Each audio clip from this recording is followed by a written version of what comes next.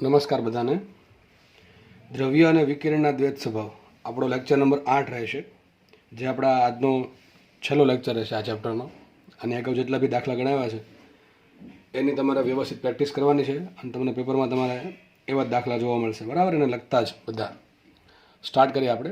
આજે જે દાખલા છે એમાં આપણે અલગ થોડુંક ભણવાનું છે. જોકે આપણે એક ચેપ્ટર ધોરણ 11માં ચાલ્યું હતું સંઘાત, બરાબર, અથડામણ. એનો કોન્સેપ્ટ અહીંયા વપરાય છે. ઘણા વખત દાખલા આવા પૂછી નાખે છે, બરાબર, કે કણ છે, ખાલી કે બેઝિક ફોર્મેટ કયું હશે. એક કણ છે કે ગતિ કરતો હતો, બીજા કણ સાથે અથડાણો, બરાબર, એટલે સંઘાત થયો. સંઘાત આપણને ખબર છે ઘણી બધી ટાઈપના હોય. તમને લગભગ 15 લેક્ચર્સ 15 કલાકના લેક્ચર્સ દરમિયાન સંઘાત વ્યવસ્થિત સમજાયેલો છે. અને આઈ હોપ કે તમને પણ યાદ હશે સંઘાત શું છે એક્ઝેક્ટલી. તો આપણે જોયું તો સ્થિતિસ્થાપક સંઘાત હોય, અસ્થિતિસ્થાપક સંઘાત હોય, બરાબર છે. કે પછી એમાં પાછા થોડુંક ડિટેલમાં જઈએ તો સંપૂર્ણ સ્થિતિસ્થાપક, સંપૂર્ણ અસ્થિતિસ્થાપક, બરાબર છે. રેસ્ટિટ્યુશન ગુણાંક ઈની વાત કરી હતી, એ પણ આપણે જોયેલું છે. સંઘાત બાદની બે કણોની રિલેટિવ વેલોસિટી સાપેક્ષ વેગ છેદમાં સંઘાત પહેલાંની બે કણો વચ્ચેની રિલેટિવ વેલોસિટી એટલે કે સાપેક્ષ વેગ, આવું આપણે બધું જોયેલું છે. તો એના આધારિત દાખલા પૂછે કે ભાઈ આવી અથડામણ થાય ત્યારે દ બ્રોગલી તરંગ લંબાઈ શું હોય, એ આપણે ખાસ સમજવાનું છે આજે. ચલો તો વાંચી રકમ શું કહે છે. જો એકબીજાની વિરુદ્ધ દિશામાં દાખલા, હવે જો આમાં દાખલા છે ને અલગ અલગ રીતે બનાવશે. કોઈ બી રીતે દાખલા બનાવી દે, આપણને મગજમાં સિમ્પલ ખ્યાલ હોવો જોઈએ કે અથડામણમાં શું કરવાનું, એ ખબર હોય તમને એટલે વાંધો નહીં આવે, બરાબર. રકમ વાંચીને એક બે દાખલા ગણીને તમને આઈડિયા આવી જશે. એકબીજાની વિરુદ્ધ દિશામાં ગતિ કરતા કણો એક્સ ને વાય ની દ બ્રોગલી તરંગ લંબાઈ લેમડા એક્સ ને લેમડા વાય છે. બે કણ છે એક્સ ને વાય, જે એકબીજાની સામસામા ગતિ કરે છે. ટૂંકમાં ટૂંકમાં આ રીતે આવે છે, બરાબર. જ્યારે અથડામણ થઈ એ પહેલાં એની દત્ત કેટલી છે? Lambda x lambda y. હવે આ દત્ત કેમ હોય? એની પાસે દળ હોય, એની પાસે વેગ હોય. આપણને ખબર છે લેમડા બરાબર H/P H/mv. તો દળ અને વેગના કારણે એની પાસે દત્ત કેટલી છે? એક્સની દત્ત છે લેમડા એક્સ, એટલે વાયની દત્ત છે લેમડા વાય. આગળ લખે છે તેમની વચ્ચે સંપૂર્ણ અસ્થિતિસ્થાપક. કેવો સંઘાત થયો? સંપૂર્ણ અસ્થિતિસ્થાપક. આપણને આનો મિનિંગ ખબર છે. મેં તમને કીધું હતું જ્યારે સંપૂર્ણ અસ્થિતિસ્થાપક સંઘાત થાય ત્યારે બંને પદાર્થ ચોંટી જાય છે, બરાબર છે. બંને પદાર્થ ચોંટી જાય છે, આવું તમને યાદ હશે. સંઘાત થવાથી ત્રીજો કણ ઝેડ બને તો ઝેડની દત્ત કેટલી હોય? બસ સિમ્પલ દાખલો છે. શું કહે છે? બે કણ છે એક્સ ને વાય, સામસામા ગતિ કરે છે. શરૂઆતમાં દત્ત આપી લેમડા એક્સ લેમડા વાય, બંને વચ્ચે સંઘાત થયો સંપૂર્ણ અસ્થિતિસ્થાપક. તો સંઘાત બાદ જે ત્રીજો કણ બન્યો ઝેડ, બરાબર, બે ચોંટવાથી નવો કણ બન્યો, એને નામ આપ્યું ઝેડ. તો ઝેડની દત્ત કેટલી હોય? દાખલો એકદમ સિમ્પલ છે, તમને યાદ હશે. દાખલા સંઘાતના મેં તમને કીધું હતું કે એક જ કોન્સેપ્ટ આવે, રેખીય વેગમાનનું સંરક્ષણ, કુલ ઉર્જાનું સંરક્ષણ. અને પછી એમાં સૂત્રમાં જવું હોય તો સૂત્ર તમને એના લખાવ્યા હતા, બરાબર છે. એ આપણે સૂત્રમાં નહીં પડીએ અત્યારે, આપણે જસ્ટ દાખલો સિમ્પલ રેખીય વેગમાનથી સોલ્વ કરી નાખશું, બરાબર છે. કંઈક આવું દોરી શકીએ. માનો કે કોઈ કણ છે, સિમ્પલ દોરીએ. અહીંયા ધારો કે કોઈ કણ છે, એક્સ કણ છે અને સામે છે વાય કણ, બરાબર. આવું થઈ ગયું. બે કણ સામસામા ગતિ કરે છે. આનો કંઈક વેગ હશે, આનો કંઈક દળ હશે. એ પ્રમાણે આનું પણ કંઈક વેગ હશે, આનું પણ કંઈક દળ હશે, બરાબર છે. એક દળ અને વેગના કારણે શું થશે? વેગમાન ઉત્પન્ન. ધારો કે આનું વેગમાન px છે, આનું વેગમાન py છે. સમજ પડે કે ના પડે? તો આ એક્સનું પ્રારંભિક વેગમાન px, વાયનું પ્રારંભિક વેગમાન py. પણ એક વસ્તુ બાકી છે કે ભાઈ વેગમાન છે એ સદિશ રાશિ છે, એટલે એકને આપણે ધન કેવું પડે ને એકને ઋણ કેવું પડે. આવું કેમ ખબર પડે? અરે સાહેબ, બે વિરુદ્ધ દિશામાં છે એટલા માટે. એક્સનું ધારો કે આ દિશામાં છે તો વાયનું વિરુદ્ધ દિશામાં હશે. જો આને ધન એક્સ માનો દિશા, તો આ દિશા ઋણ એક્સ માનવી પડે. આ દિશા ધન એક્સ છે તો આ દિશા ઋણ એક્સ થાય. આને ઋણ એક્સ માનો તો આ ધન એક્સ થાય, બરાબર. આપણા હાથમાં છે કોને ધન કેવી કોને ઋણ કેવી. પણ જ્યારે સદિશ રાશિ આવે અને આ પ્રમાણે એક કરતાં વધારે દિશા આવે ત્યારે તમારે સદિશ આપવો પડે, જરૂરી છે, બરાબર. બાકી ચાલે. એમ કીધું હોય કે એક્સ ને વાય બંને એક જ દિશામાં છે તો પછી તમે નિશાનીમાં ના જાઓ તો ચાલે, દિશામાં ના જાઓ તો ચાલે. પણ જ્યારે આવી એક કરતાં વધારે દિશા ઇન્વોલ્વ થાય અને સદિશ રાશિની વાત આવે ત્યારે તમારે ફરજિયાતપણે દિશાનો સહારો લેવો પડે. ટૂંકમાં ડાયરેક્શન આપવી પડે. કોને ધન કેવી કોને ઋણ કેવી આપણા પર ડિપેન્ડ કરે. ચલો, સંઘાત કેવો થયો? સંઘાત થયો સંપૂર્ણ અસ્થિતિસ્થાપક. આપણને ખબર છે કોઈ પણ ટાઈપનો સંઘાત હોય શું થાય? હંમેશા રેખીય વેગમાનનું સંરક્ષણ થાય. લખીએ અહીંયા રેખીય વેગમાનના સંરક્ષણ પરથી શું લખ્યા? તમને યાદ હશે લખતા આપણે. તંત્રનું પ્રારંભિક રેખીય વેગમાન બરાબર તંત્રનું અંતિમ રેખીય વેગમાન. પ્રારંભમાં આ બે વસ્તુ છે. ધારો કે બંને ભેગા થઈને ઝેડ બનાવ્યો. ઝેડ આપણે ખબર નથી કઈ દિશામાં ગતિ કરે છે. ધારો કે ઝેડ છે એ આ પ્રમાણે ગતિ કરે છે. આ ઝેડ છે, આ દિશામાં ગતિ કરે. આપણને અત્યારે ખબર નથી કયો ભાઈ ઝેડ છે કઈ દિશામાં જાય છે. ડિપેન્ડ કોના પર કરે? px ને py પર, ઓકે, અને દળ પર. જગ્યા આપણને એવું કંઈ આપેલ છે નહીં તો આપણે આમ જ થોડું ગણતરી કરવી પડશે. વિચારો, તંત્રમાં પ્રારંભમાં કોણ હતું? એક્સ ને વાય, બરાબર છે. ચલો, આનો વેગમાન કેટલો આવશે? px આવશે. તો લખાઈશું તંત્રનું પ્રારંભિક વેગમાન. તો તંત્રમાં પ્રારંભમાં બે વસ્તુ છે, એક્સ ને વાય. ધારો કે એક્સનું વેગમાન છે px અને વાયનું વેગમાન છે py. પણ એક વસ્તુ બાકી, આપણે શું લખવું પડે? સદિશ લખવું પડે. લખવું પડશે માટે તંત્રનું પ્રારંભિક વેગમાન શું છે? સદિશ px પ્લસ સદિશ py બરાબર. આ વાત થઈ ગઈ પૂરી. બરાબર છે. બરાબર શું બનશે? તંત્રનું અંતિમ રેખીય વેગમાન. તંત્રમાં અંતિમમાં કોણ છે? ઝેડ છે ને, તો શું હશે? pz. આટલી સિમ્પલ વસ્તુ છે. જે લોકો નવીન લાગતું એને ભાઈ કાર્ય ઉર્જા પાવર અને સંઘાતના લેક્ચર બધા જોઈ લેવા. બરાબર, પ્લેલિસ્ટમાં તમને મળી જશે મારી ચેનલ પર. તો px પ્લસ py બરાબર pz. આટલી ખબર પડી ગઈ. તો હવે આપણે આમાં કિંમત મૂકવાની છે px ને py ને pz ની. આપણે pz શોધશું તો પણ દત્ત મળી જાય. સૂત્ર શું આવે વિચારો? આ z ની દત્ત શું આવશે? લેમડા z બરાબર શું આવે? h upon pz. સમજ પડે કે ન પડે? વાત થઈ ગઈ પૂરી. મને માંગ્યું શું? ઝેડ નું વેગમાન નથી માંગ્યું, મને ઝેડ ની દત્ત માંગી છે. એક સ્ટેપ આગળ 11મા ધોરણમાં શું માંગતા? ઝેડ નું વેગમાન શોધો. આ શું કીધું? ઝેડ ની દત્ત શોધો. પણ ઝેડ ની દત્ત ક્યારે મળે? ધ પ્રોબેબિલિટી વેવલેન્થ ક્યારે મળે? ઝેડ નું તમને વેગમાન મળે તો h અપોન p. સિમ્પલ વસ્તુ થઈ ગઈ. તો મને મારે pz શોધવાનું છે. pz શોધવા માટે મને px ને py આપેલા હોવા જોઈએ. બરાબર છે. px py આપેલા હોવા જોઈએ. મને px py નથી આપ્યા, મને x અને y ની દત્ત આપેલ છે. કેટલી? લેમડા x અને લેમડા y. તો મને એમ કહો px પરથી લેમડા x શું લખાય? લેમડા x બરાબર આવશે h અપોન px. આટલી સિમ્પલ વાત. અને લેમડા y બરાબર શું આવશે? h upon py. ખબર પડે કે ના પડે? કેમ? કારણ કે જો y નું વેગમાન py હોય તો y ની લેમડા શું આવશે? લેમડા y બરાબર h અપોન py. આટલી ખબર પડી ગઈ. તો આ 3 વસ્તુ યાદ રાખજો. 3 વસ્તુ યાદ રાખજો. આ વસ્તુ આમાં જસ્ટ કિંમત મૂકવાની છે. પરંતુ કિંમત મૂકતા પહેલા આ કિંમત કેવી છે? અદિશ. આ ભાઈ તરંગ લંબાઈ છે, અદિશ રાશિ છે. આ સદિશો છે તો સદિશ પેલા કાઢવા પડે. સદિશ ક્યારે નીકળે? સદિશ તો જ નીકળે તમને એનો ખબર હોય તો દિશા કઈ છે એ પ્રમાણે. બરાબર છે. જો બે સદિશો લંબ હોય તો શું કરવાનું કીધેલું છે. બરાબર છે. અમુક 60 ડિગ્રી ખૂણે શું કરવાનું બધું આપણે શીખવાડેલું છે. બરાબર છે. પણ અહીંયા આપણને સીધી વાત છે કે px ને py કેવા છે? વિરુદ્ધ દિશામાં. કઈથી ખબર પડે છે? અહીંથી ખબર પડે. વિરુદ્ધ દિશામાં ગતિ કરે. તો હું જો px ને ધન કહું તો py ને શું કેવું પડે? ઋણ કેવું પડે? લખાઈશું અહીંયા. અહીં લખી નાખું. જો સદિશ px નું px કરી નાખ્યું. બરાબર છે. માઇનસ કરી નાખું py. બરાબર શું આવશે? pz. સમજ પડે કે ના? સદિશ કાઢી નાખ્યા. ઘણા અંદર સર સદિશ કાઢે માઇનસ ક્યાંથી આવ્યું અહીંયા? અરે ભાઈ વિચારો દોસ્ત, અહીંયા આ ધન x દિશા હોય તો આ કઈ દિશા થાય? ઋણ x થાય. તો વિચારો અહીંયા જો i કેરેટ હોય તો શું થાય? માઇનસ i કેરેટ થાય કે ન થાય? તો આમ પણ લખી શકો તમે px i caret plus py minus i caret બરાબર pz. બરાબર? pz ની જે પણ દિશા હોય. હવે આ i કેરેટમાંથી i કેરેટ બાદ તો pz પણ x દિશામાં જ આવે. i કેરેટ જ આવશે. એટલા માટે ટૂંકમાં માઇનસ આવ્યું છે. સમજ પડે કે ના પડે? હવે તમને ચોખ્ખું કંઈ કીધું કે એક દિશામાં જ ગતિ કરે છે. એટલા માટે આપણે i કેરેટ લખી ના શકીએ. બરાબર? એટલે સિમ્પલ કે જો આ px ધન x માં હોય તો આ ઋણ x માં હોય તો વચ્ચે શું આવશે? માઇનસ આવશે. અને બેની બાદબાકી તેને શું મળશે? pz મળશે. સિમ્પલ વાત. જો px મોટું હશે તો pz છે એ px દિશામાં આવશે. અને જો py મોટું હશે તો pz છે એ py ની દિશામાં ટૂંકમાં કે ઋણ દિશામાં આવશે. સિમ્પલ વસ્તુની વાત થાય છે. સિમ્પલ એકદમ કોન્સેપ્ટની વાત થાય છે જે ધોરણ 11માં શરૂઆતના ચેપ્ટરમાં શીખવેલો છે. બરાબર? સિમ્પલ વસ્તુ છે એકદમ. આના પરથી કેમાં જવાય એ ખબર ન પડે. ચેપ્ટર નંબર 4માં જવું સદિશ ભણાવેલા છે એમાં. બરાબર? બે સદિશો વિરુદ્ધ દિશામાં હોય. બરાબર? એનો સરવાળો શું થાય? px માઇનસ py થાય. બરાબર? દિશાના કારણે. ઓકે. હવે જસ્ટ ખાલી કિંમત મૂકેલ વાત થાય પૂરી. ચલો px બરાબર વિચારો લખી દઉં નીચે. લેમડા x બરાબર શું લખાય? h અપોન px ને અહીં px આવશે. મને એમ કે આપણે px મૂકવાનું છે. px બરાબર શું આવશે? px બરાબર h upon lambda x. Simple વસ્તુ વાત થાય છે. બરાબર છે. આગળ વાત કરીએ. લેમડા y બરાબર શું આવશે? h upon py. તો py બરાબર શું આવશે? h upon lambda y. અને લેમડા z બરાબર શું આવશે? h upon pz. જો z નું વેગમાન pz હોય તો એનું દત્ત શું આવશે? લેમડા z બરાબર h અપોન pz. તો pz બરાબર શું લખાય? h upon lambda z. આવું કેમ કર્યું? મારે px py અને pz ની કિંમત મૂકવી પડશે. બરાબર? તો મૂકી દઈએ. px બરાબર લખાય h અપોન લેમડા x. તો લખશું h upon lambda x minus રાખશું.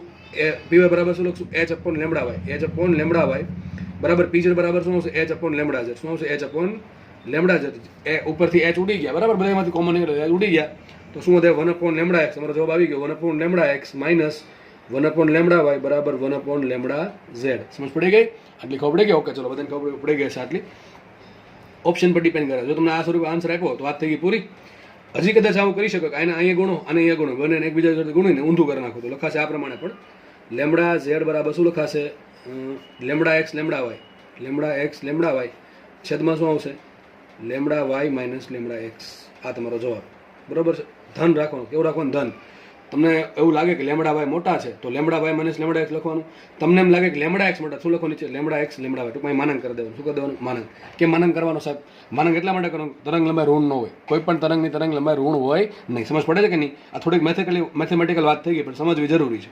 તરંગ લંબાઈનો આન્સર ઋણ ના આવે એટલા માટે માનાંક કરી દીધો છે. ટૂંકમાં અહીંયા તમે આવો આન્સર આવી શકે. લેમડા x લેમડા y તો આ ધન છે, આ ધન છે. પણ બેની બાદબાકી છે એ કેવી છે કે કહી ના શકીએ. કારણ કે આપણે કીધું નથી કે કોણ મોટું છે ને કોણ નાનું છે. બરાબર છે? લેમડા x મોટા કે લેમડા y નાના એ આપણને કીધું નથી. તો આપણે માનાંકમાં લખી નાખ્યું ટૂંકમાં. ઇન શોર્ટ શું આમ પણ લખી શકો તમે ભાઈ. ઉપર તો ચલો માનાંકની જરૂર નથી કારણ કે ગુણાકાર છે. આમ પણ લખી શકો lambda x minus lambda y માનાંકમાં અથવા માનાંકમાં lambda y minus lambda x. સમજ પડી ગઈ? તો આ દાખલો એકદમ સિમ્પલ છે, બરાબર. આમાં કાંઈ અઘરું છે નહીં, સિમ્પલ વસ્તુ છે. સંઘાત આવે એટલે શું કરવાનું? રેખીય વેગમાન સંરક્ષણ. હવે એ તમને ત્યારે સમજાવેલ છે ને અત્યારે સમજાવું છું. નેક્સ્ટ દાખલો લઈએ હજી એક બે આવા.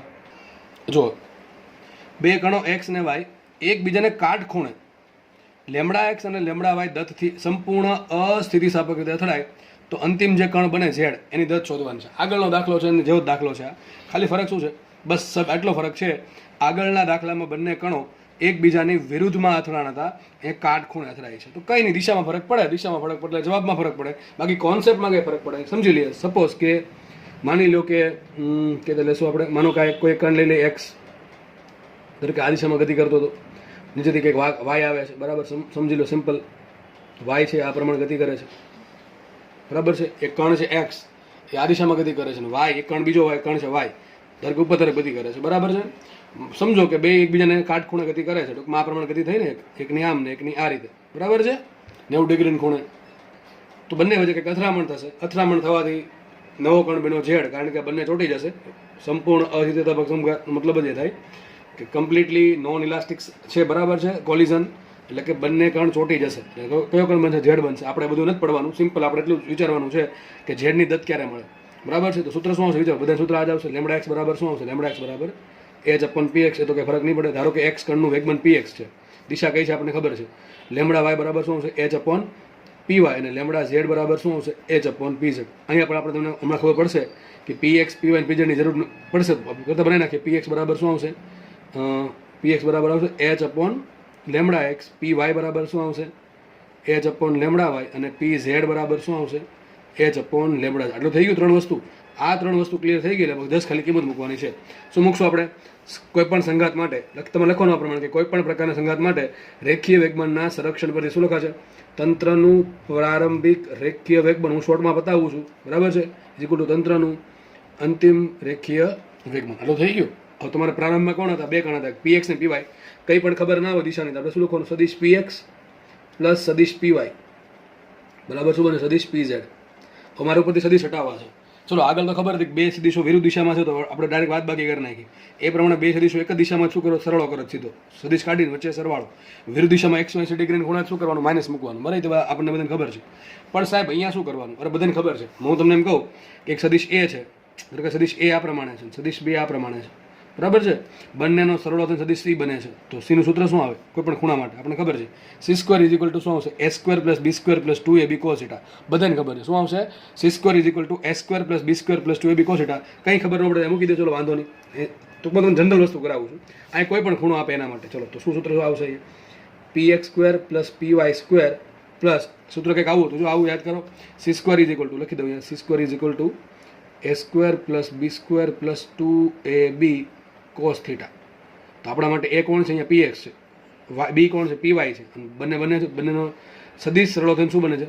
ઝેડ બને. ટૂંકમાં લખા છે આ પ્રમાણે. સદિશ સી બરાબર સદિશ એ પ્લસ બી હોય તો સી સ્ક્વેર બરાબર a square plus b square plus 2ab cos theta. એ પ્રમાણે અહીંયા p x square plus p y square બરાબર 2px P Y cos theta બરાબર શું આવશે? પી ઝેડનો વર્ગ. આટલી સિમ્પલ વસ્તુ છે, બરાબર છે. ઓકે, ચલો આગળ વધીએ આપણે.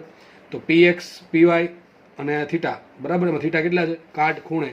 એક્સ અને વાય બીજાને કાટ ખૂણે છેદે છે. થીટા કેટલો આવશે? થીટા બરાબર 90 ડિગ્રી મૂકો તો આપણને ખબર છે કોસ 90 શું થશે? 0 થાય. કોસ 90 થાય 0. કોસ 90 ડિગ્રી શું થાય? 0. તો આખું પદ ઉડી ગયું. આખા પદ બરાબર શું છે? 0 લખાઈશું. માટે લખાશે p x square plus p y square બરાબર પી ઝેડ સ્ક્વેર. જે લોકોને ડાયરેક્ટલી ફાવે છે અહીંથી એના પરથી લખતા, એના વચન સ્ટેપ લખવાની જરૂર નથી, બરાબર છે. એટલે કે અત્યારે લખી નાખું ચોપડામાં, જ્યારે એક્ઝામમાં દાખલો પૂછાવો કંઈક ત્યારે લખવાની જરૂર છે નહીં. એમ ખબર પડે. જો આઈ કેરેટ હોય તો જે કેરેટ થાય. હવે આઈ કેરેટ ને જે કેરેટનો સરવાળો તમને ખબર છે. શું કરવાનું? દરેક ઘટકનો વર્ગનો સરવાળો, બરાબર. ઘટકોના વર્ગનો સરવાળો કરવાનો. ઓકે, હવે જસ્ટ તમારે શું મૂકવાનું છે? કિંમત મૂકવાની છે. ચલો, પી એક્સ શું આવશે? પી એક્સ આવશે એચના છેદમાં લેમડા એક્સનો વર્ગ. તો શું આવશે અહીંયા? H square by lambda x square. Simple વસ્તુ છે. પ્લસ પ્લસ આવશે પીવાય. પીવાય શું છે? એચ બાય લેમડા વાય એનો વર્ગ. H square upon lambda y square is equal to p z square. P z શું આવશે? H square upon lambda z. આટલી ખબર પડે કે? તો શું ઉડી ગયા બધી જગ્યાથી? એચ સ્ક્વેર ઉડી ગયા. સિમ્પલ તમારો આન્સર શું આવશે? 1 upon lambda z square is equal to 1 upon lambda x square plus 1 upon lambda y square. હવે એક કામ કર્યું જાતે. જો તમારો આન્સર અહીંયા આવી ગયો છે, આ તમારો જવાબ છે જ અહીંયા, બરાબર છે, આગળ વધવાની જરૂર છે નહીં આમાં કંઈ. અથવા એવું લાગે તો વર્ગમૂળ કાઢી શકો તમે કે ભાઈ 1/λz is equal two under route, 1/λz is equal two under route, આખું આ પદ આવશે, બરાબર. એમ કરી શકો તો એક સ્ટેપ ઈ કરજો. અને કદાચ માનો કે આગળ જવું હોય તો શું કરવાનું, લસા લેવાનું. તો અહીંયા શું છે λy², અહીંયા આવશે પ્લસ λx², અને છેદમાં શું છે λx², λy². તો લખી દો ચલો ને ભાઈ, શું ઉતાવળ આપણે છે. તો આવું કંઈક લખાશે, λz² બરાબર શું આવશે, λz² આવું આવશે, λx² ઉપર લખું તમારા માટે, λz² બરાબર શું આવશે, λx² પ્લસ λy², છેદમાં શું આવશે λx² પ્લસ λy². આવું આવ્યું, એનું વર્ગમૂળ કરો તો ઉપર શું આવશે, ઉપર આવું આવશે λx λy, સિમ્પલ. અને છેદમાં ડાયરેક્ટ હું આ લખવા માંગતો હતો, λx² પ્લસ λy². આ તમારો જવાબ, આ પણ આપી શકે તમે ઓપ્શનમાં, બરાબર છે. આ તમારો જવાબ આવી ગયો. એક દાખલો હોમવર્કમાં આને કહેજો #1 કરીને છે ને કોમેન્ટમાં આન્સર લખી નાખજો. શું ક્વેશ્ચન છે, ક્વેશ્ચન એવો છે કે બંને કણો છે એકબીજા સાથે કાટખૂણાની પણ 120 ડિગ્રીના ખૂણે અથડાતા હોય અને ત્રીજો કણ બનતો હોય ઝેડ, તો ઝેડમાં દત્ત કેટલી હોય, θ બરાબર 120 માટે તમારો દાખલો ગણવાનો છે. એટલે ભાઈ કંઈ ફરક નહીં પડે, ખાલી -120 આવશે, બરાબર. થોડુંક સાદું રૂપ અલગ આવશે. તમારો આન્સર સોરી કોમેન્ટમાં નહીં લખતા, કે કોમેન્ટમાં કદું ખૂબ અઘરું પડે. લખી શકાતો લખી દો તમારી રીતે આ પ્રમાણે, બરાબર છે. બાકી ચાલશે, કોમેન્ટમાં નહીં લખતા, બરાબર. ઓકે, તમારો બુકમાં તો લખજો જ, બરાબર. કારણ કે થોડુંક થિયોરિટિકલ ક્વેશ્ચન છે, તો કોમેન્ટમાં લગભગ ટાઈપ કરો, તમને ફાવતું હોય ટાઈપિંગ તો લખવાનું, બાકી તમારા બુકમાં તો લખજો. ઓકે, θ બરાબર 120. તો તમને જો આગળ દાખલો કરાયો તો કે એમાં શું હતું, 180 મૂકો તો ખબર પડી જશે. 2px py cos x80, cos x80 થાય કેટલા, -1, તો શું આવશે px² plus py² -2px py. એને શું કહેવાય, px - py આખાનો વર્ગ કહેવાય, બરાબર કે નહીં, બરાબર આવશે pz². તો pz બરાબર શું, px - py. હવે એ લખવાની ડાયરેક્ટ જરૂર, આવું બધું કરવાની જરૂર નથી. એ દાખલામાં 180 આપણે શું થાય, બેની બાદબાકી આવે ને 0 આપે તો સરવાળો આવે, બાકી કોઈ પણ ખૂણો આપે તો આ પ્રમાણે ગણતરી થશે, બરાબર. દાખલા બધા ઇઝી છે, આમાં જેટલા બી દાખલા ગણાવો એટલા ઓછા આમાં. ઓકે, કેમ કે દાખલા બનાવો એટલા બને, 30 ડિગ્રીની ખૂણે, 60 ડિગ્રીની ખૂણે, 90 ડિગ્રીની ખૂણે, 120 ડિગ્રીની ખૂણે, 150ના ખૂણે, ટૂંકમાં કેટલા દાખલા બને વિચારી શકો તમે જાતે. ઓકે, બસ કોન્સેપ્ટ સિમ્પલ આ જ છે. ખૂણો બદલે એટલે સાદું રૂપ બદલશે, સાદું રૂપ બદલે એટલે જવાબ બદલે. પણ કોન્સેપ્ટ આવડી ગયો તો આપણે ભવિષ્યમાં એક્ઝામમાં કોઈ પણ ખૂણો આપે આપણે પાછા પડીએ નહીં. પણ એક વસ્તુ યાદ રાખવાની કે આ વસ્તુ ખબર પડવી જોઈએ પહેલાં, સંઘાત થયો એટલે યાદ રાખજો, સંઘાત થયો એટલે આ વસ્તુ આવશે, બરાબર. ઓકે, ચલો આગળ વધીએ આપણે. હજુ એક દાખલો ગણીએ આપણે, જુઓ શું છે. જો ન્યુક્લિયસ એ ની દત્ત λ એ છે. હવે તમને તરંગ લંબાઈ આપી, બરાબર, દ પ્રવૃત્તિ તરંગ લંબાઈ ટૂંકમાં તમને વેગમાન જ આપે. માનો ને કે ન્યુક્લિયસ એની દત્ત λ એ છે. આગળ લખે છે તે બે સમાન ન્યુક્લિયસ, એક ન્યુક્લિયસ હતું એ, એના બે સમાન એટલે શું થાય, દળ સરખા હશે. તે બે સમાન ન્યુક્લિયસ બી અને સીમાં વિભંજન પામે છે. ટૂંકમાં માનો ટુકડા થાય છે. અથવા ન્યુક્લિયસમાં ખબર ન પડે માનો ઘડીક બોમ્બ લખ્યું છે, બોમ્બ છે, જેની બોમ્બ છે કેપિટલ એ, એની દત્ત આપી આપણે λ એ બોમ્બના બે ટુકડા થયા, સમાન ટુકડા, એટલે બેન દળ કેવું સરખું હશે, બરાબર છે. બે ટુકડા છે બી અને સી. આગળ લખે છે બી એ એની દિશામાં અને સી એ એની વિરુદ્ધ દિશામાં ગતિ કરે છે. સીનો વેગ બી કરતા અડધો. જો આ વસ્તુ બહુ મહત્વની છે, દાખલો ગણવા માટે આ લાઈન સૌથી મહત્વની, કે સીનો વેગ બી કરતા અડધો છે. જો λb બરાબર x ટાઈમ્સ λ એ હોય અને λc બરાબર y ટાઈમ્સ λ એ હોય તો આપણે x ને y શોધવાનું. ટૂંકમાં એમ તમને કહે છે કે બીજા બી છે, બી ટુકડો જે છે, બી જે ન્યુક્લિયસ છે એની તરંગ લંબાઈ x λ એ સ્વરૂપે કેટલી આવે, અને જે ત્રીજો ટુકડો છે બીજો ટુકડો છે λc એની સોરી બીજો ટુકડો જે સી છે એની તરંગ લંબાઈ λc છે, એ પેલો ટુકડો જે એ હતું એની સ્વરૂપે શું આવે એ આપણે શોધવાનું છે. વિચારો, દાખલો ગણવો અઘરો લાગતો હોય તમને તો ડાયાગ્રામ દોરી દો. માનો કે એક ટુકડો છે એ, બરાબર છે, ટુકડો કયો હતો, એ ટુકડો હતો, એ કઈ ગતિ કરતો હતો. ધારો કે વી જેટલા શું રાખશો નો વેગ, વી એ રાખીએ, નહીં વી એ રાખીએ, ચલો ને, વી એ જેટલા વેગથી ગતિ કરતો હતો. માનો કે ટુકડો એ જે છે એ વી એ જેટલા વેગથી ગતિ કરતો હતો. બોમ્બ, માનો કે બોમ્બ જ છે, અચાનક એનું વિભંજન થયું. વિભંજન થવાથી બે ધારો કે દળ છે કેટલું રાખશું આપણે, સ્મોલ એમ, બરાબર, સ્મોલ એમ રાખશું. બે ટુકડા થયા, એક ટુકડો ધારો કે બેનો બી અને બીજો ટુકડો બીનો કયો, સી. પહેલાં ત્યાં વાંચતા જઈએ આપણે. આગળ લખ્યું છે કે બે સમાન ન્યુક્લિયસ, સમાન એટલે શું થાય, બે સરખા ટુકડા થયા. આનું દળ હતું એમ, તો આ દળ કેટલું હશે, m/2 તો આનું દળ m/2 આવશે, આનું દળ m/2 આવશે. આપણા દાખલા બોમ્બવાળા દાખલા સંઘાતમાં ગણેલા છે, બરાબર છે. આગળ લખે છે, બરાબર, એટલું આપણે એટલું કરી નાખ્યું. આગળ લખે છે બી એ એની દિશામાં, ટૂંકમાં બી ક્યાં જાય છે, એની દિશા, તો એની દિશા આ છે, તો બી પણ આમ જશે. ધારો કે બીનો વેગ છે વીબી, કેટલો છે વીબી. ઓકે, આટલું લખ્યું. બી એ એની દિશામાં અને સી એ એની વિરુદ્ધ દિશામાં, ટૂંકમાં સી ટુકડો છે આ પ્રમાણે ગતિ કરતો હશે. એનો વેગ આ દિશામાં, તો બીનો વેગ પણ આ દિશામાં, સીનો વેગ આ દિશામાં. સી એ એની વિરુદ્ધ દિશામાં ગતિ કરે છે. અને આગળ લખે છે સીનો વેગ બી કરતા અડધો છે, સીનો વેગ બી કરતા અડધો. તો લખાઈશું અહીંયા સીનો વેગ કેટલો હશે, વીબી/2. કેટલો હશે, વીબી/2. આટલી ખબર પડી ગઈ. અડધો છે. જો તો ટૂંકમાં આપણે લેમડા બી લેમડા શોધવાનું છે. સિમ્પલ વસ્તુ છે ભાઈ. તમને યાદ રાખ્યું હતું મેં કે જ્યારે બોમ્બ ફૂટવાના દાખલા આવે ત્યારે એક જ વસ્તુ આવે, શું? રેખીય વેગમાનનું સંરક્ષણ. તો લખીએ આપણે અહીંયા સિમ્પલ એ જ વસ્તુ છે, રેખીય વેગમાનના સંરક્ષણ પરથી. ભાઈ ધોરણ 11 જ ચાલે એમ માનો, કારણ કે આમાં એક જ વસ્તુ ખાલી એડ થઈ. શું સૂત્ર આવ્યું? લેમડા બરાબર h બાય પી. એમાં આપણે પી હતું, એમાં થોડુંક આમાં એક સ્ટેપ આગળ કે લેમડા બરાબર h બાય પી મૂકવાનું છે, બસ. બાકી બધું બેઠું છે. તો રેખીય વેગમાનના સંરક્ષણ પરથી શું લખાય?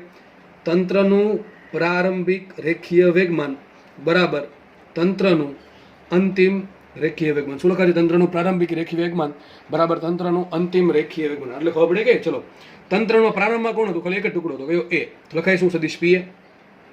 સદિશ પી એ બરાબર શું? સદિશ પીબી. અંતમાં કોણ છે? પી બી ને સી. તો એનું શું વેગમાન? ભાઈ સદિશ સ્વરૂપે છો એટલે વચ્ચે પ્લસ જ આવશે. સદિશ કાઢો ત્યારે માઇનસ આવશે. બરાબર, આગળ વધીએ આપણે. હવે આપણને સીધી વાત છે કે દળની વાત કરી આપણે વેગમાન શેમાં મૂકવું પડે? વેગમાન મૂકવું પડે આપણે શેમાં? એમ ને વીમાં. બરાબર, શેમાં મૂકવું પડે? એમ ને વીમાં. બરાબર, એમ અને વી સ્વરૂપે મૂકવું પડે. તો લેમડા સોરી પી એ બરાબર શું લખાય? પી એ બરાબર એનું દળ ગુણ્યા વેગ. ધારો કે આ દિશા છે ને, આ દિશા ધન એક્સ લઈ લઈએ, આ પ્લસ એક દિશા લઈ લઈએ અને વિદુષા માઇનસ એક્સ. તો આ વેગમાન કેવો આવશે? પ્લસ આવશે કે માઇનસ આવશે? પ્લસ આવશે. લખું છું એમ ઇન્ટુ વી એ. એમ ઇન્ટુ વી એ બરાબર બરાબર. આગળ વધીએ. પીબી. પીબી તો આપણને એમ કીધું છે કે જે બી ટુકડો છે એ એની દિશામાં જ ફાટ્યો. બરાબર છે, બોમ્બ ફૂટ્યો. બરાબર છે. એટલે બી ટુકડો જે આગળ વધે છે, કઈ દિશામાં આગળ વધે છે? એની દિશામાં જ આગળ વધે છે. બીનું દળ કેટલું? એ કરતાં અડધું. વેગ કેટલો? ધારો કે વીબી. તો શું આવશે? પ્લસ જ આવશે. ધન એક્સ છે એટલે શું આવશે? m/2 into VB. હવે ધ્યાનથી સમજવું પડશે. જો જે બીજો ટુકડો છે કયો? સી ટુકડો. એનું દળ કેટલું? m/2. તો આવશે દળ ગુણ્યા વેગ. એનો વેગ કેટલો? બી કરતાં અડધો. લખ્યું છે સી નો વેગ બી કરતાં અડધો છે, તો વેગ આવશે vb/2. દિશા કઈ આવશે? દિશા આવશે ઋણ એક્સ. ઋણ એક્સના કારણે માઇનસ આવશે. સમજ પડે કે ન પડે? આટલી વસ્તુ ખબર પડવી જોઈએ. સદિશનું થોડુંક પણ નોલેજ હશે તો આટલી વસ્તુ ખબર પડી જશે. તો આપણે કામ કરી શકીએ. જો અહીંથી તમે સાદુરૂપ આપી શકો. સાદુરૂપ એક તો પહેલા જો એમ ઉડી ગયા બધી જગ્યાથી, એમ બધી જગ્યાથી ઉડે. ચલો ઉડાડી દઈએ પહેલા તો શું આવશે? વી એ બરાબર અહીં શું વધશે? vb/2. શું વધે અહીંયા?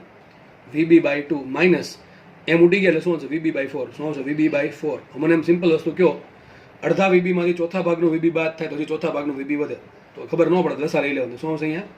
vb/4. તો સાબિત શું થયું? માટે સાબિત થયું કે વીબી બરાબર શું હશે? 4 ટાઈમ્સ વીએ. શું હશે? વીબી બરાબર 4 ટાઈમ્સ વીએ. શું છે? વીબી બરાબર 4 ટાઈમ્સ વીએ. તો વીબીનો વેગ મળી ગયો કેટલો છે? એ કરતાં 4 ગણો. ટૂંકમાં એનો વેગ જેટલો હતો એના કરતાં એનો જે ટુકડો છે બી ટુકડો, એનો વેગ 4 ગણો છે. તો મને એમ કહો સીનો વેગ કેટલો છે? ધારો કે સીનો વેગ વીસી છે. વીસી બરાબર શું કીધું આપણે? vb/2. આપણે શું કીધું છે? સીનો વેગ જે છે, ધારો કે સીનો વેગ વીસી છે, કેટલો છે? લખી નાખું વીસી. વીસી કેટલો છે? vb/2 કરતા. એવું લખ્યું છે ને, સીનો વેગ બી કરતાં અડધો છે. ધારો કે સીનો વેગ કેટલો આવશે? વીસી બરાબર શું છે? vb/2. લખું આપણે, લખી નાખીએ. વીસી બરાબર શું છે? vb/2 કેટલો આવશે? 2va. ટૂંકમાં સીનો વેગ એ કરતાં ડબલ હશે. સાબિત એવું થયું કે એ ટુકડાનો વેગ વીએ હોય તો બી ટુકડાનો વેગ હશે 4va અને સી ટુકડાનો વેગ હશે 2a. એમાં 4va જે વેગ છે બી ટુકડાનો એ એની દિશામાં હશે અને સી ટુકડાનો જે વેગ છે વીસી એ કઈ દિશામાં હશે? વિરુદ્ધ દિશામાં હશે. 2va જેટલા વેગ. આટલી વસ્તુ ખબર પડી કે આટલી વસ્તુ બધાને ખબર પડી જવી જોઈએ. આપણે ફટાફટ કામ કરીએ. આપણે શું શોધવાનું છે? લેમડા બી, લેમડા એ, લેમડા સી. ટૂંકમાં લેમડા બી અને લેમડા સીના આન્સર લેમડા એ સ્વરૂપે લાવવા છે. આપણે કઈ ત્રણે શોધીએ. ચલો વિચાર કરો. સૂત્ર શું આવે? લેમડા એ બરાબર આવશે h/pa. એનું વેગમાન શું આવ્યું? દળ ને વેગ સ્વરૂપે આવ્યું. તો શું આવશે અહીંયા? એ ટુકડાનું દળ. સીધું લખી નાખું છું. એ ટુકડાનું દળ કેટલું? એમ.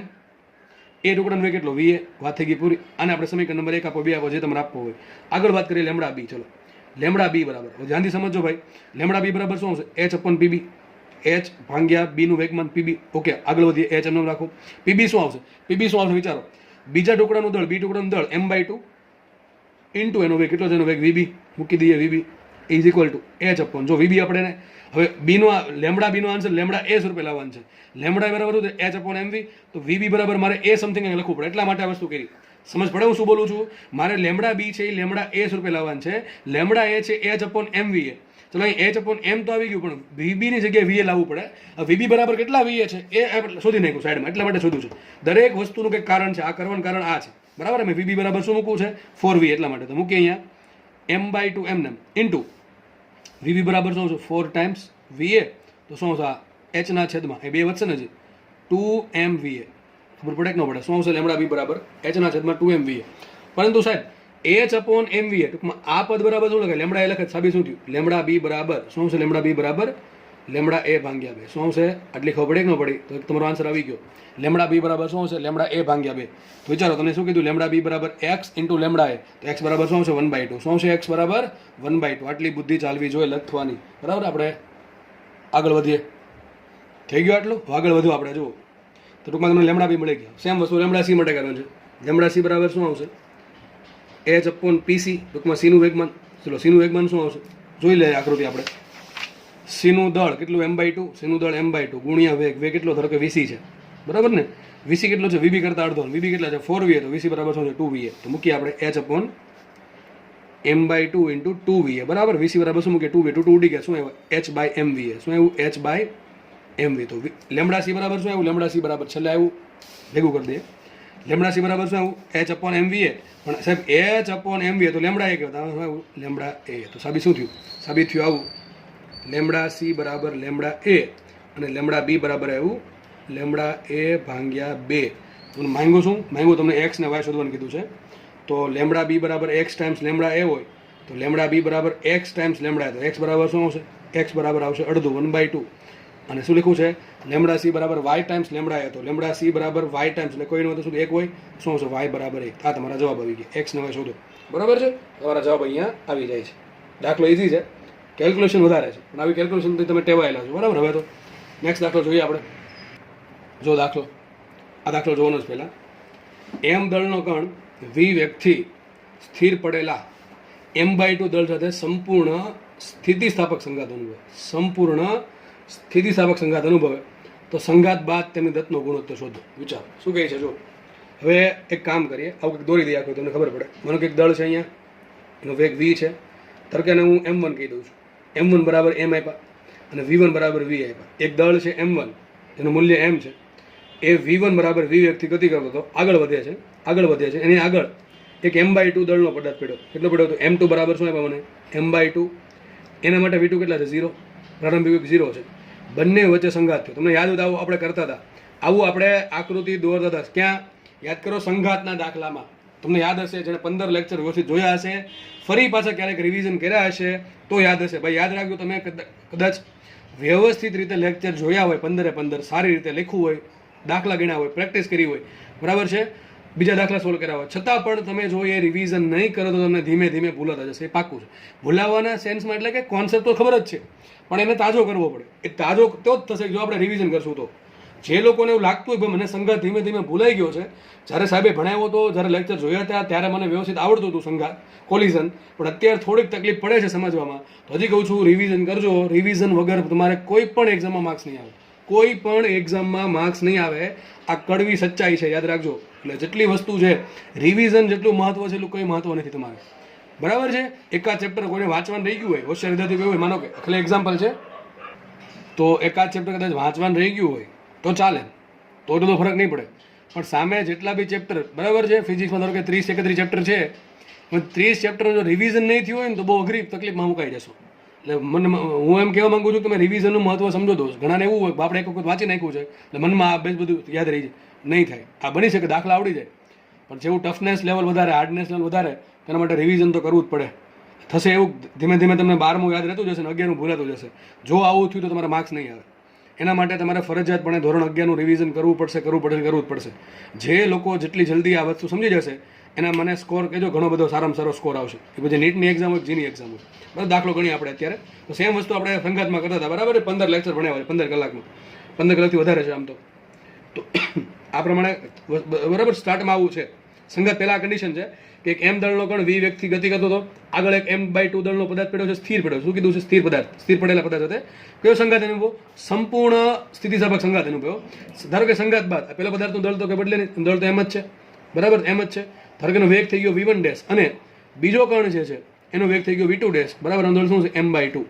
સાહેબ હવે શું કરવાનું? તમારે ક્વેશ્ચન એવો છે, સંઘાત બાદ તેની દત્તનો ગુણોત્તર. અને દત્ત શું આવશે? લેમડા બરાબર h અપોન p ને તો કે 1 કહો તો શું આવશે? લેમડા 1 બરાબર h અપોન p1. p1 તમને મળી જશે m ઇન્ટુ v1 કરીને. અને આનું સૂત્ર શું આવશે? લેમડા 2 બરાબર h અપોન p2. p2 શું આવશે? m/2 into v2. પણ સાહેબ એના માટે તમારે p1 ને v2 શોધવા પડે. v1 v2 ક્યાંથી મળશે? તમને ખબર છે સૂત્ર, સંપૂર્ણ સ્થિતિસ્થાપક સંઘાતનું સૂત્ર છે m1 m2 વાળું, તમને ખબર હશે બધાને, બરાબર છે. એ ફરજિયાત અહીંયા મૂકવાનું છે અને એમાં ગણતરી કરીને તમારે આન્સર લાવવાનો છે. સૂત્ર યાદ છે ને બધાને? v1 બરાબર કંઈક આવું કીધું હતું, m1 - m2 છેદમાં m1 + m2 v1 plus 2 m2v2 છેદમાં m1 plus m2 into v2 આ સૂત્ર પરથી એવું તમને v2 ડેશનું મળશે. યાદ કરજો, તમને લખાવેલું છે લગભગ પહેલા કે બીજા લેક્ચરમાં સાબિત કરાવ્યું હતું, લગભગ સાબિત કરાવેલું છે. બરાબર, જોઈ લેજો તમે. ઓકે, અને કિંમત મૂકવાની છે એટલે તમને v1 ડેશ મળશે, v2 ડેશ મળશે. જેવા v1 ડેશ v2 ડેશ મળે એટલે તમારે શું શોધવાનું? p1 શોધવાનું. આ શોધવાનું p2. m into v1 ડેશથી p1 મળશે, m/2 ઇન્ટુ v2 ડેશથી p2 મળશે. જેવું p1 p2 મળે શું કરવાનું? λ1 બરાબર h બાય p1 ને λ2 બરાબર h બાય p2. બરાબર છે. આપણે કામ કર્યું, λ1 λ2 અલગ શોધજો, પછી ભાઈ ગુણોત્તર શોધો. ગુણોત્તર બરાબર માંગ્યો છે, ચલો ઠીક છે, પણ λ1 ને λ2 અલગ અલગ માંગે તો આપણે આવડવું જોઈએ. તો કે ગુણોત્તરમાં ખાલી h ઉડે, બાકી તમારે શોધવું જ પડશે. ગુણોત્તર આવો આવશે, λ1 ભાગ્યા λ2 બરાબર શું? p2 by p1. વાત થઈ પૂરી. તો p2 બાય p1 તમારે શોધવા પડે. એના માટે તમારે mm તો ઉડી જશે, પણ v1 ડેશ ને v2 ડેશ શોધવા જ પડશે. બરાબર, એટલું તમે જાતે કરજો. દાખલો સિમ્પલ છે એટલા માટે. ઓકે, નેક્સ્ટ ક્વેશ્ચન સોલ્વ કરીએ. જો આ દાખલો કાલે જે ગણ્યો હોય જેવો દાખલો છે, થોડુંક એક સ્ટેપ આગળ છે, કઈ વાંધો નહીં આપણને. ચલો શું કહી દેજો? સ્થિર પડેલા m દળ અને e વિદ્યુત ભાર પર એક વિદ્યુત ભાર છે, એનું દળ સ્મોલ m છે, એ સ્થિર હતો. ટૂંકમાં v0 કેટલા આપ્યા? 0 આપ્યા. લખી શકીએ v0 બરાબર 0 છે. ઓકે, આગળ લખે છે એના પર બાહ્ય અચળ વિદ્યુત ક્ષેત્ર E લાગુ પડ્યો. એક કણ હતો, એક વિદ્યુત ભાર, સોરી કણ ને વિદ્યુત ભારિત કણ હતો. બરાબર, એ વિદ્યુત ભારિત કણનું દળ m છે, વિદ્યુત ભાર E છે, એ સ્થિર હતો. અને એના પર અચાનક શું કર્યું? આપણે બહારથી વિદ્યુત ક્ષેત્ર પ્રોવાઈડ કર્યું E. આપણે ખબર છે વિદ્યુત ક્ષેત્ર પ્રોવાઈડ કરશો એટલે એના પર બળ લાગે. હવે કઈ દિશામાં બળ લાગે આપણે કીધું છે નહીં, અહીં ખાલી એવું કીધું છે વિદ્યુત ભાર E છે. આપણે ધન E રાખીએ, બરાબર છે, પ્લસ E રાખશું. ઓકે છે, તો એના પર બળ લાગશે કે લાગે? કોના કારણે બળ લાગે? વિદ્યુત ક્ષેત્રના કારણે બળ લાગે. ચલો કેટલું બળ લાગે? લખીએ આપણે F બરાબર QE. કેટલું બળ લાગે? F બરાબર QE. તો મૂકીએ કિંમત F બરાબર, જો કે બે દાખલા લગભગ ગણાવેલા છે, પ્રોટોન વાળો ને ઇલેક્ટ્રોન વાળો. બરાબર, લગભગ લાસ્ટ લેક્ચરમાં જ Q બરાબર શું આવશે? E આવશે. અને વિદ્યુત ક્ષેત્ર E જ આપ્યું છે. મારે કામ કરવું પડશે F બરાબર ma પરથી એ પ્રવેગનું. તો શું આવશે? પ્રવેગ A બરાબર E અપોન m. શું આવશે? E upon m. આપણને ખબર છે E અચળ છે, કેપિટલ E લખ્યું છે, બાહ્ય અચળ વિદ્યુત ક્ષેત્ર, તો કેપિટલ E અચળ છે, અને દળ તો અચળ છે, એટલે પ્રવેગ કેવો થશે? પ્રવેગ થાય અચળ. પ્રવેગ અચળ હોય તો તમે શું કરી શકો? અચળ પ્રવેગી ગતિના સમીકરણ વાપરી શકો. તો અચળ પ્રવેગી ગતિ મારે કીધું શું છે? વિદ્યુત ક્ષેત્ર લાગુ પાડતા તે પ્રવેગિત થાય છે, તો t સમય બાદ તેની દત્તમાં થતો ફેરફારનો દર, t સમય બાદ તેની દત્તમાં થતા ફેરફારનો દર. એક કામ કરીએ, t સમયમાં પહેલા દત્ત શોધી નાખીને પછી એમાં ફેરફારનો દર સમજીએ આપણે શું છે એ વસ્તુ. તો મારે દત્ત શોધવી પડે. દત્ત શોધવા માટે મારે જોઈએ શું? વેગ જોઈએ, λ બરાબર h અપોન p પરથી. બરાબર છે. વેગ માટે સૂત્ર કયું આવશે? અચળ પ્રવેગી ગતિનું સમીકરણ v બરાબર v0 પ્લસ, એટલે મૂકીએ v બરાબર v0 પ્લસ at. એમાં v0 શું મૂકશું? 0 મૂકીએ વધે શું? માટે v બરાબર at. આગળના દાખલામાં ગણાવ્યા છે લાસ્ટ લેક્ચરમાં, એમાં v0 કંઈક હતા આપ્યા હતા, અહીંયા આપણે નથી આપ્યા, 0 મૂકી દીધા. એ બરાબર શું આવશે? E upon m. તો E અપોન m ઇન્ટુ તમને શું મળી ગયો? વેગ મળી ગયો. વેગ મળ્યા પર શું કરશું? λ મૂકી દઈએ કિંમત. ચલો સૂત્ર શું આવશે? માટે λ બરાબર આવશે h upon mv. Simple m h upon p. મૂકીએ કિંમત. માટે λ બરાબર આવશે. એક કામ કરે, પહેલાં આમ જ રાખીએ આપણે, છેલ્લે કિંમત મૂકી દઈશું, કારણ કે માંગ્યું શું છે તમને? શું માંગ્યું છે? ધ બ્રોગલી તરંગ લંબાઈમાં થતા ફેરફારનો દર. ઘણા કહે છે ખબર ન પડે દત્તમાં ફેરફાર શું કામ થાય? દત્તમાં ફેરફાર વિચારો, દત્ત કોની બની છે? λ બરાબર 3 વસ્તુ બની છે, h mv. h અચળ બદલાય, h અચળ છે, ચલો h તો અચળ છે, તો એટલે h ના કારણે લેમડામાં કોઈ ચેન્જ નહીં આવે. દળ પણ અચળ છે, કણનું દળ તો અચળ છે, બરાબર, એના કારણે ચેન્જ નહીં આવે. વધો વેગ v. મને એમ કહો વેગ અચળ છે સર, એ ક્યાંથી ખબર પડે? અહીંથી ખબર પડે. જો v બરાબર શું આવ્યું? at. એ શું છે? E upon m into t. ચલો E કેવા? અચળ. કેપિટલ E કેવા? અચળ. m કેવા? અચળ. સમય તો સર વધશે, સમય વધશે તો વેગે વધશે, અને જો વેગ વધશે તો તરંગ લંબાઈ ઘટે. દત્ત ઘટે તો દત્તમાં ફેરફાર કોના કારણે આવે? વેગના કારણે. વેગમાં ફેરફાર કોના કારણે આવે? સમયના કારણે. તો ક્વેશ્ચન શું છે? દત્તમાં થતા ફેરફારનો દર. દર લખ્યું એટલે કોનો દર સમજવાનો? સમય દર મોટા ભાગના કેસમાં. તો આપણે આવું સમજવાનું છે કે t સમય બાદ તેની દત્તમાં થતા ફેરફારનો સમય દર શોધવાનો છે. સમય દર કોને કહેવાય? સમય સાથે લેમડામાં શું ચેન્જીસ આવે તો આપણને ખબર છે, ઇન શોર્ટ કહેવાય ને d λ બાય dt. શું કહેવાય?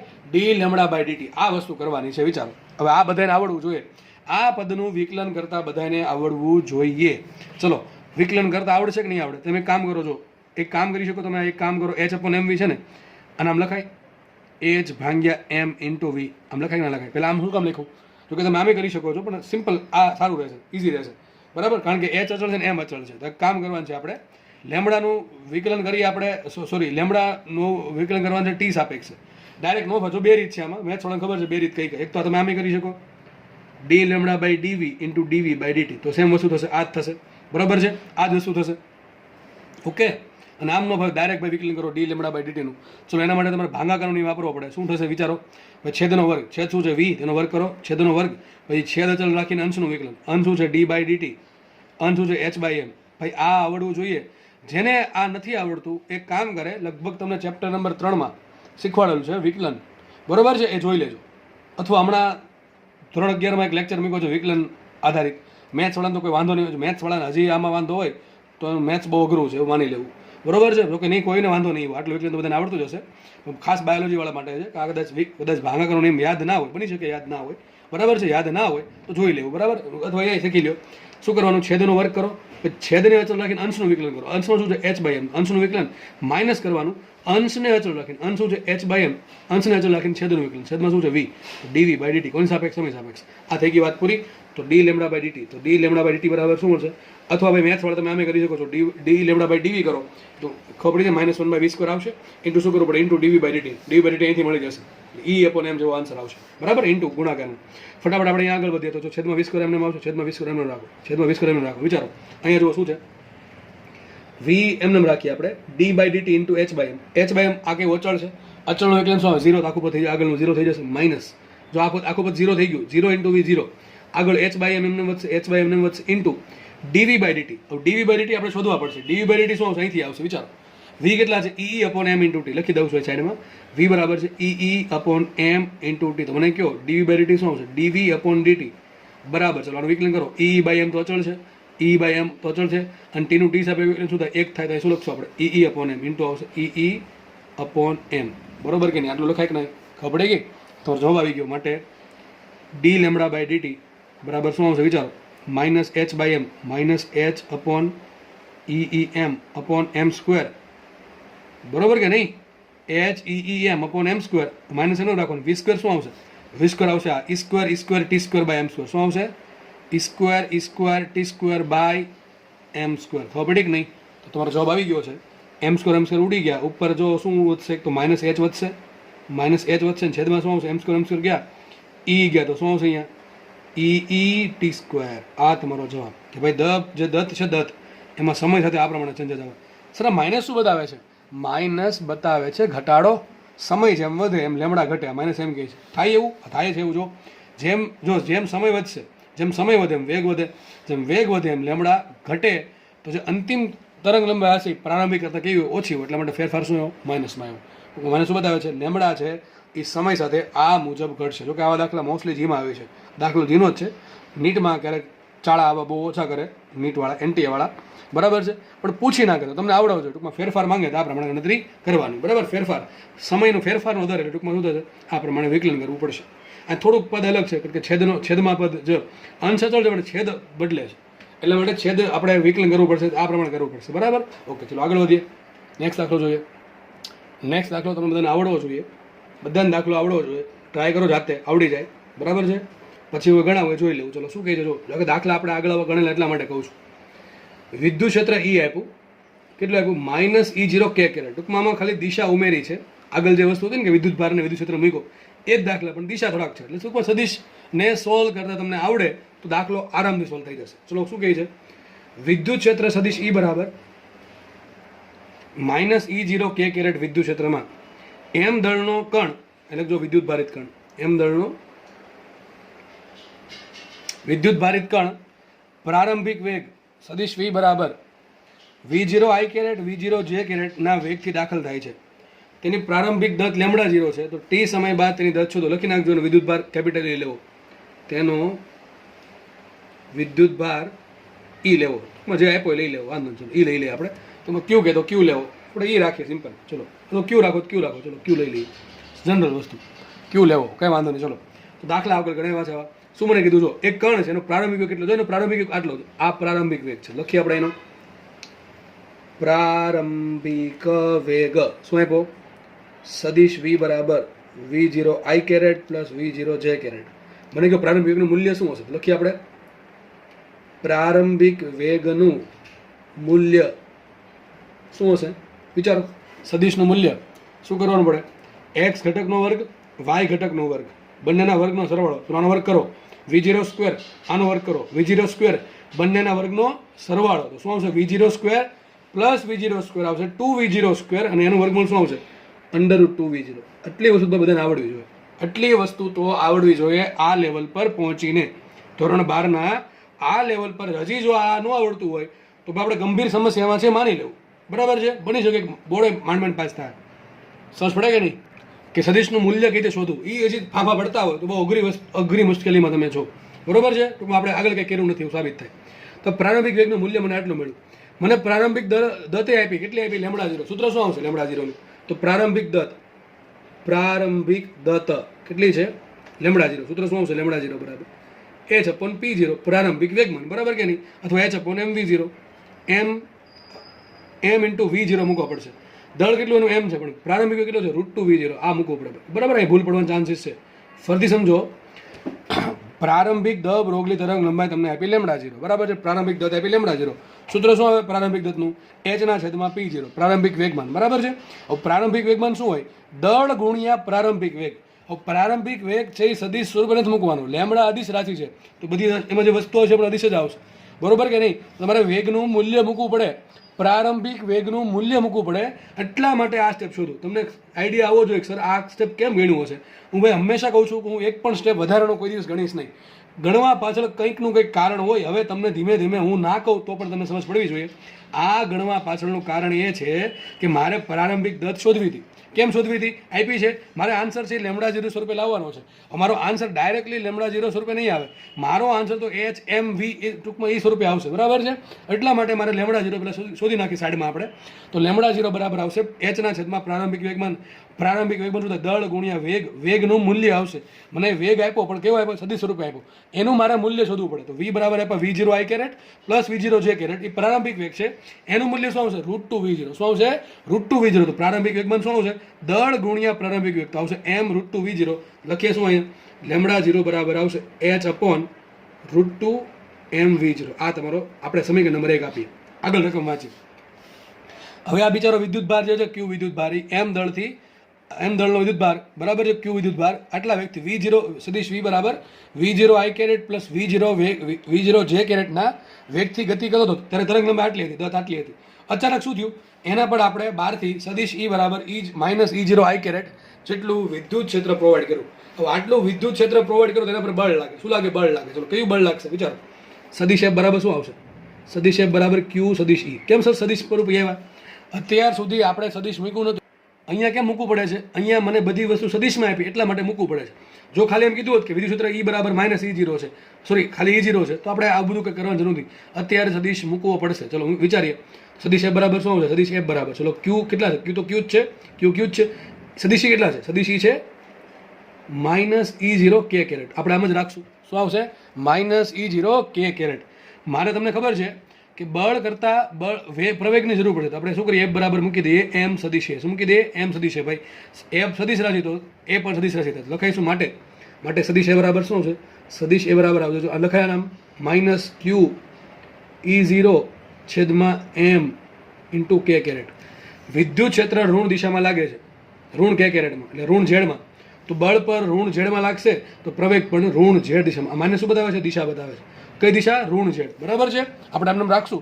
આ તમને મળી ગયો પ્રવેગ જોઈને મને કયો અચળ કે બદલાય? જો ક્યુ અચળ, ક્યુ તો અચળ છે વિદ્યુત ભાર, એમ પણ અચળ છે જે કણ છે, દળ અચળ છે, e0 પણ અચળ છે. જો સદિશ e બરાબર -e0 k કેરેટ. e0 કેવા છે? અચળ છે. e0 અચળ છે.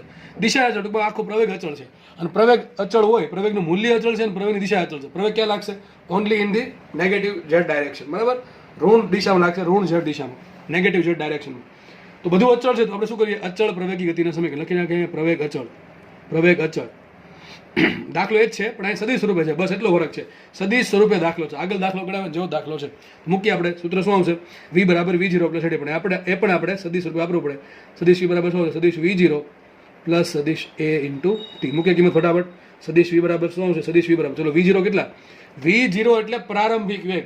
v0 એટલે પ્રારંભિક વેગ કેટલો? જો અહીંયા છે, દેખાય છે? આ છે. આખો લખવો પડશે.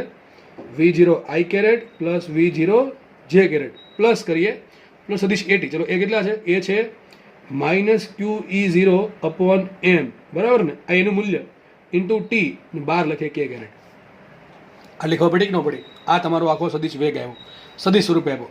સદિશ v બરાબર પ્રારંભિક વેગ શું આવશે? v0 i caret plus v0 j caret plus સદિશ એ બરાબર શું છે? QE0/m.